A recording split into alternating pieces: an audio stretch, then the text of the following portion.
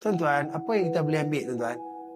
Bahawasanya apa yang Allah Ta'ala sebutkan dalam suratul Isra itu satu benda yang sangat benar.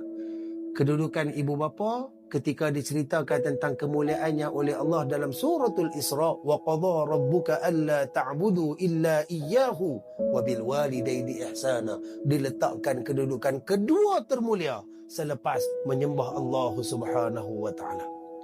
Sehingga kan dalam ibadat sekalipun, tuan-tuan, perhatian perlu diberikan kepada ibu bapa.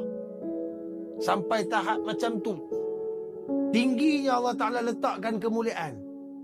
Mana kata cerita Juraih ni pertama yang kita boleh ambil faham, tuan-tuan, doa mak ayah kalau baik, baiklah dapat dia. Kalau buruk, buruklah dapat dia. Sebab tu berkali-kali kita duk sebut, wahai ibu, wahai ayah yang ada anak-anak, yang ada zuriat keturunan sendiri, tolong doa yang baik. Marah macam mana sekalipun kita kepada anak-anak kita, istighfar kepada Allah banyak-banyak. Jangan terlepas benda yang buruk. Sebab bila terlepas satu-satu benda permintaan yang buruk, semulia mana pun anak kita, kalau time tu Allah Ta'ala kabulkan, keburukan tadi akan menimpa dia. Seperti mana yang terkena kepada Juraij. Ini satu pengajaran yang besar, tuan. Makna kata kesabaran ni tinggilah.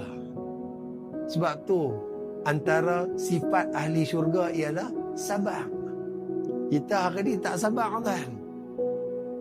Main dengan cuaca panas lah, apalah semua. Dia kira nak meradang, nak mengamuk. Rupa kita je ada panas, orang lain tak ada. Sabar ni, tuan-tuan. Dia nak habak pun payah. Nak didik sabar bukan senang, tuan. Susah. Orang yang bersabar biasanya orang ni dia ada satu hubungan yang sangat kuat dan kukuh dengan Allah Subhanahu wa taala.